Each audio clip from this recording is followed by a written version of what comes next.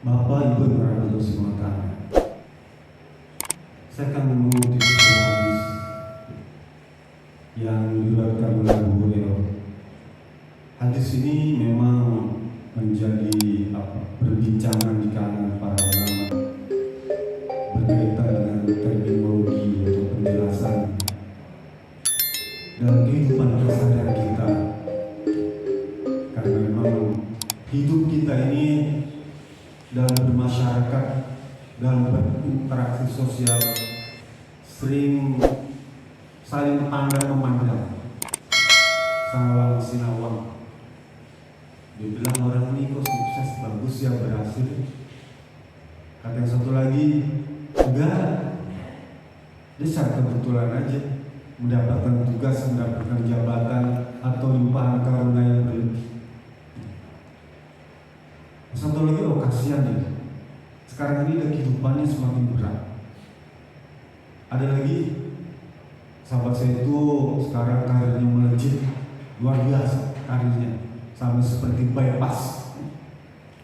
Dulu di zaman Nabi pun begitu, sama seperti keadaan kita sekarang ini. Ini sebenarnya kehidupan kita hari ini hanya pengulangan saja. Pengulangan hanya yang berbeda tokohnya, pelakunya, dan tempat. Dulang kembali. Nah, saya akan cerita tentang perkara al-muflis. Di zaman Nabi ada disebut istilah al-muflis. Kalau bahasa kita sekarang mungkin bangkrut. Dulu di zaman Nabi begitu. Pada waktu pengajian bersama Rasulullah SAW, Rasul bertanya kepada para sahabat, atadruna mal muflis? Kalian tahu nggak apa yang dimaksudkan bangkrut itu? Dalam pandangan para sahabat itu, orang-orang hebat di sekitar Rasulullah SAW itu, yang terlintas di benak mereka tentang bangkrut adalah kehidupan ekonomi. Kata para sahabat, al-muflisu mala dirham wala mata. Sahabat, ya Rasulullah, bangkrut itu adalah seseorang yang kehilangan seluruh hartanya, habis usahanya, tutup bisnisnya, dan kemudian sirna segala macam kesenangannya, wala mata, habis seperti itu. Tak tersisa yang ada di kediamannya, itu habis semua. Itu yang dalam benak pikiran para sahabat, itu yang dimaksudkan adalah bangkrut. Lalu Rasul berkata, faqala innal muflisa, sesungguhnya yang dimaksudkan bangkrut itu min ummati ya'ti yaumal qiyamah, dari umatku kelak nanti datang pada hari kiamat, bisolatin wasyamin wazakatin. Pada kiamat nanti mereka datang dengan membawa segunung pahala sholat, saking banyaknya pahala sholat, juga membawa segunung pahala puasa, banyak, bahkan membuat satu lembah pahala zakat membawa. Di hadapan hamba Allah ini, Rasulullah diperlihatkan ganjaran amal ibadah yang begitu banyak. Tapi kata Rasulullah, fayati qad syatama hadza faqadhafa hadza fa'akala mala hadza wa dharaba hadza. Tiba-tiba juga dia datang beberapa rombongan orang-orang yang dulu pernah dia caci maki. Datang juga orang yang dulu pernah dia fitnah. Datang lagi rombongan orang yang pernah dia ambil hartanya. Datang lagi orang yang pernah dia pukul. Bahkan datang lagi orang yang pernah dia bunuh. Kemudian segunung pahala, selembah ganjaran, selebar karunia tadi ternyata diambil dan diberikan kepada setiap orang yang pernah dia sakiti, dia aniaya, dia zalim. Diberikan semua pahala yang begitu banyak diberikan. Untuk apa? Karena mereka menuntut semua. Orang-orang yang disakiti, difitnah, bisa dimakan hartanya, dipukul, dibunuh, menuntut balas. Semua datang. Lah di akhirat nanti tidak bisa harta itu dikembalikan atau dibayar, tidak. Tapi pelunasannya hanya bisa dilakukan dengan pahala yang dia telah kumpulkan, dengan ganjaran yang telah ia tabung. Sampai kemudian Rasul bilang, "Fain faniyat min hasanati", habis seluruh ganjaran itu, sirna seluruh pahala itu untuk melunasi itu semua, membayar, memberikan penalti kepada mereka-mereka yang disakiti, semua habis. Sementara orang yang pernah disakiti, dizalimi, difitnah, dianiaya, diambil hartanya masih banyak. Kemudian Rasulullah lalu apa? Fa'ukhiza min khotoyahum alaihi. Kemudian segala macam dosa orang-orang yang pernah disakiti itu dilimpahkan kepada hamba Allah ini, yang sudah habis ganjaran itu.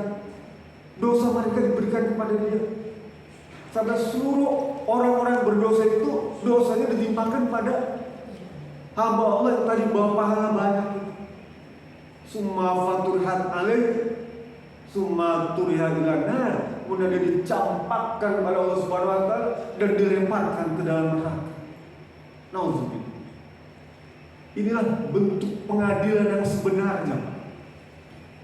Hadis ini cerita tentang orang-orang yang dulu di dunia tidak bisa menuntut tentang keadilan.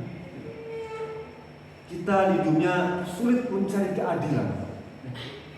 Sekalipun namanya pengadilan atau lembaga peradilan tinggi, bahkan di sana orang-orang yang hebat-hebat dari lembaga peradilan, ternyata banyak yang belum adil, Pak. Perlakuan kepada masyarakat kurang adil, perlakuan kepada umat Islam tidak adil. Ini yang terjadi di dunia. Lah, kalau kita di dunia tidak akan mendapatkan keadilan, ada pengadilan akhirat yang akan kita jumpai. Oleh karena itu, kita jangan pernah merasa bebas kalau kita melakukan kekeliruan. Jangan kemudian merasa bebas karena tidak ada yang datang menuduh atau menyalahkan kita. Ada tempat, ada waktu di mana sekalipun kekeliruan kita itu sebesar biji zarah, maka tidak akan lolos dari pengadilan Allah Subhanahu wa taala. Ini yang kemudian membuat takut para sahabat. Mereka menangis semua, khawatir dengan pengadilan akhirat, sehingga mereka semua para sahabat itu ingin penyelesaian urusan kemasyarakatan itu ketika masih hidup, ketika masih di dunia. Bapak Ibu yang dirahmati Allah Subhanahu wa taala, Rasulullah SAW khawatir tentang pengadilan akhirat, sehingga 18 hari menjelang kewafatan beliau, dia kumpulkan para sahabat itu. Waktu itu bertepatan dengan turun surat An-Nasr. A'udzu billahi minasy syaithanir rajim. Bismillahirrahmanirrahim. Idza jaa nasrullahi wal fath wa ra'aitan nasa yadkhuluna fi dinillahi afwaja. Apabila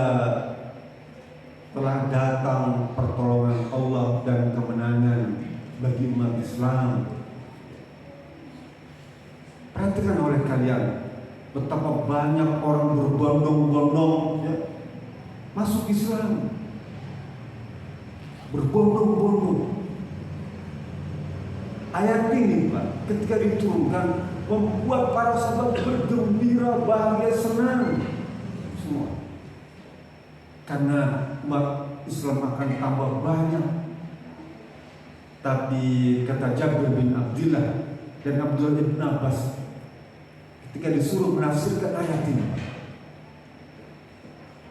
mereka berbeda, bahkan disuruh menangis.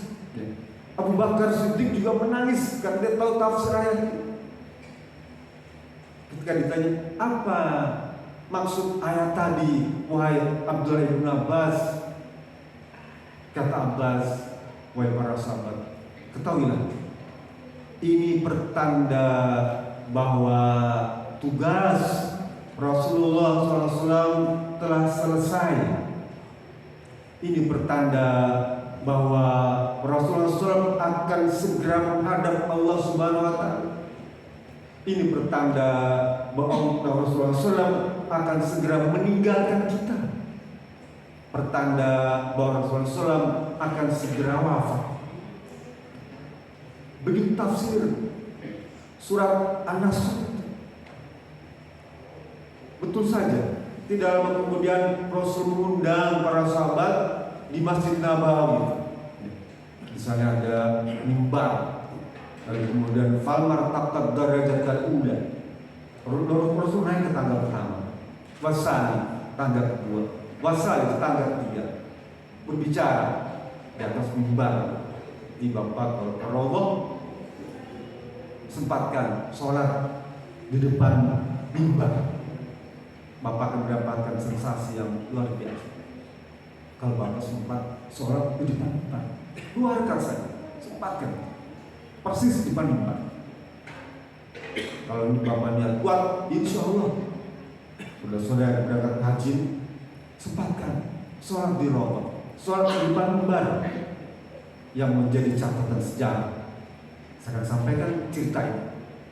Ketika di atas mimbar, Rasul berkata, wahai para sahabat, wahai umat Islam, sesungguhnya Allah telah memberikan isyarat kepadaku tentang kewafatanku yang tidak akan lama lagi. Dan aku tidak ingin menghadap Allah Subhanahu wa Ta'ala, masih ada beban-beban urusan kehidupan dunia. Untuk itu, wahai para sahabat, jika sekiranya ada di antara kalian yang pernah aku sakiti, yang pernah aku zalimi, yang pernah berurusan denganku, tolong berikan kepadaku kesempatan agar aku bebas dari urusan itu. Kira-kira siapa yang masih memiliki piutang dengan diri? Gak ada satupun yang mengajari. Gak ada yang merasa punya piutang. Adanya Rasul punya utang kepada sahabat itu, enggak. Terus tanya, adakah di antara kalian pernah aku fitnah, aku sakiti, aku hina, aku jelek-jelekan? Gak ada satupun yang angkat tangan. Adakah di antara kalian yang pernah aku sakiti baik sengaja maupun tidak sengaja? Gak ada satupun yang mengaji, kecuali ada seorang laki-laki tua yang bernama Uqasah bin Amsyid. Dia berdiri, ya Rasul, sebenarnya aku tidak ingin berdiri dan tidak akan membuat pengakuan, karena engkau mengucapkan 3 kali kepada kami, siapa di antara kami yang punya urusan dengan engkau ya Rasul. Karena mengucapkan itu 3 kali, maka aku berdiri dan mengaji. Tapi ini pun aku tidak tahu apakah termasuk sebagai penganiaya atau tidak. Rasulullah coba ceritakan kisah. Lalu Uqasah bercerita, wahai Rasulullah, suatu kali onta engkau dengan ontaku beriringan berjalan. Entah sengaja atau tidak, engkau memecutkan untamu itu dan ujung cambuk itu memecut pada perutku. membekas pada dia? Apakah termasuk penganiayaan atau bukan ya Rasul? Rasul bilang, itu betul. Sekarang majulah ke depan, dan aku ingin kau tuntut balas kepada dirinya. Lalu Kasar memerintahkan Bilal, wahai Bilal, tolong ambilkan cambuk yang ada di kamar Siti Fatimah. Lalu Bilal bergegas lari ke tempat kediaman anaknya Siti Fatimah. Diambil cambuk. Siti Fatimah tanya, ya Bilal, untuk apa cambuk ini? Wahai putri Rasulullah, ada seseorang yang ingin menuntut balas dengan ayahmu. Dia akan mencambuk dengan cambuk. Lalu kata Siti Fatimah, ya Bilal, sampaikan kepada paman Ukasha itu, biarlah yang menggantikan untuk dicambuk diriku. Izinkan aku yang dicambuk oleh dia. Jangan biarkan Rasulullah SAW, makhluk yang suci ini, dicambuk oleh orang-orang seperti dia. Biarkan aku menggantikan dia. Kata Siti Fatimah. Kata Bilal, saya kurang tahu. Tapi Rasul menghendaki cambuk, dibawa cambuk itu, diserahkan kepada Rasulullah SAW. Lalu Rasul memerintahkan kepada Ukasha, ini cambuk yang kau minta. Diberikan kepada Ukasha cambuk itu. Dan Ukasha maju beberapa langkah di tempat duduknya itu. Langsung Abu Bakar Siddiq berlari dan mencegah dengan tangan yang lebar begini. Wahai Ukasha, tahan. Tidak sepantasnya engkau akan mencambuk Rasulullah SAW, Nabi kita yang mulia. Biarkan kau cambuk diriku sebagai pengganti Rasulullah SAW. Bukankah aku ini adalah pertuanya beliau, dan aku sahabat beliau pertama masuk Islam? Cambuklah diriku, pilih bagaimana kau suka. Rasulullah, wahai Abu Bakar, minggirlah. Biarkan Ukasha maju ke depan. Waduh, Ukasha maju ke depan. Baru beberapa langkah Umar bin Khattab langsung lompat, langsung pegang kerana Ukasha. Ukasha, kamu jangan gila ya? Tipe Umar bin Khattab, oh jangan gila ya? Rasul itu orang yang suci, kenapa kamu tega mencambuknya? Nih, preman dulunya, kata Umar bin Khattab, cambuk berapa kali kau inginkan? Ya. Kalau dulu Rasul mencambuk 1 kali, silahkan kau cambuk 1000 kali. Buka batu. Kata Rasulullah SAW, wahai Umar bin Khattab, minggir, biarkan Ukasha ke depan. Majulah. Baru berapa langkah, Utsman bin Affan lari lagi, wahai Ukasha, kamu gak sepantasnya seperti ini. Berapa kamu minta harta? Akan ku ganti dengan kekayaanku yang melimpah. Utsman bin Affan, kalau misalnya tidak cukup harta ku berikan kepadamu, kamu boleh balas diri. Punggungku masih kuat untuk menerima cambuk. Utsman bin Affan, apa Rasulullah? Wahai Utsman, minggir, biarkan Ukasha ke depan. Semakin dekat Ukasha ke depan itu, baru beberapa langkah Ali bin Abi Thalib melompat. Ukasha, kamu tahu siapa saya?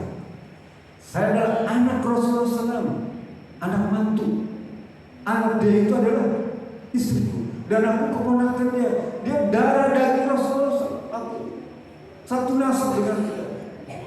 Kamu tega ya? Aku saja, kamu boleh cambuk diriku 100 kali. Kata Ali bin Abi Thalib.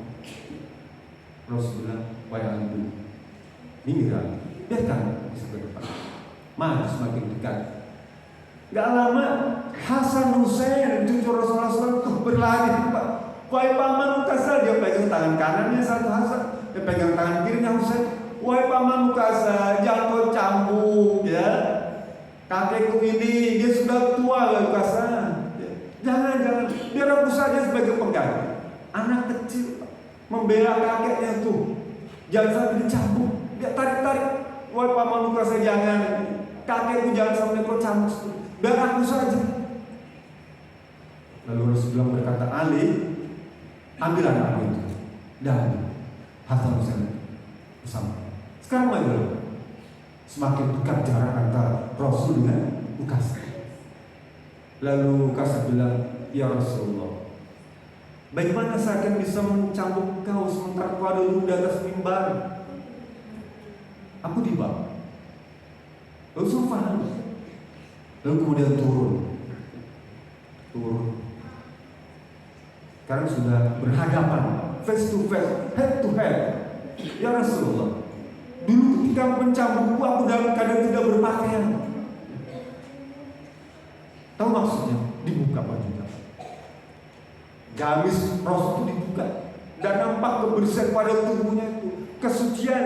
Kalau dari belakang ada tanda khatmun Nabi sebesar biji telur puyuh, itu tanda kenabian. Kalau dari belakang, depannya bagus, dadanya bidang dan berbulu sedikit.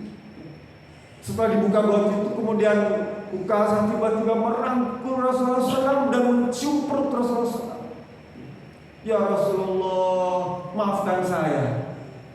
Tidaklah mungkin seorang seperti saya ini mau menyakiti engkau ya Rasulullah SAW. Tapi justru saya ingin memeluk engkau dan mencium perutmu ya Rasulullah. Karena aku tahu seluruh bagian tubuh itu mengandung keberkahan. Dan itu aku ingin mendapatkan berkah dari dirimu ya Rasulullah SAW.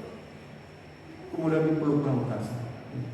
Lu harus berkata, wahai para sahabat, saksikan, inilah salah satu orang yang akan menjadi penduduk surga karena kecintaan dia pada diri. Dia akan menjadi ahli surga karena kecintaannya pada Rasulullah SAW. Bagaimana dengan diri kita? Kalau cinta pada Rasul itu mengantarkannya pada surga, bisakah kita cinta kepada Rasulullah? Maukah kita mengucapkan salawat kepada Rasulullah? Salatullah salamullah ala ta'a Rasulillah.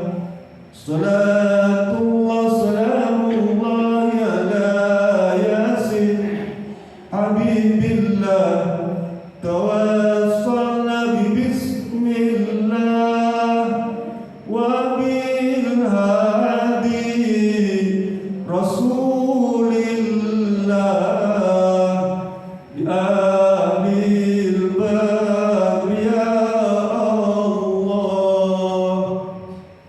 Dengan sholatlah kita akan mendapatkan syafaat dari Rasulullah SAW.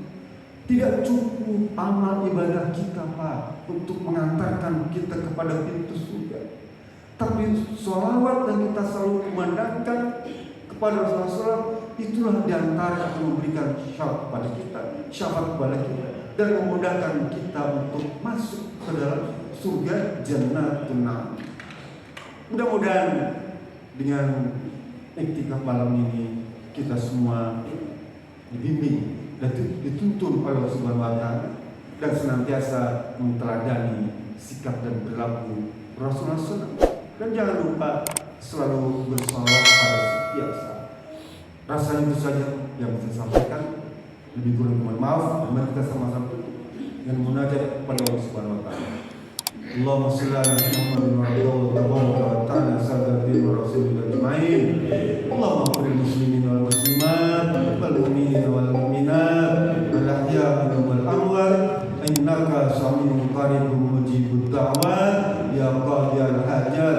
Allahumma iftah lana futuhal arifin warzuqna fahman nabiyyin hidayah khatamil mursalin. Allahumma faqihna fid din wa 'allimna at-ta'wil wahdina siratal mustaqim. Allahumma arinal haqqa warzuqna ittiba'ah wa arinal batila warzuqna ijtinabah. Allahumma ij'alna jam'ana jam'an marhuma wa taghfirna min ba'di ma'suma. Allahumma innaka 'afuwun tuhibbul 'afwa fa'fu 'anna ya karim bi rahmatika ya arhamar rahimin. Walhamdulillahi rabbil alamin. Assalamualaikum warahmatullahi wabarakatuh.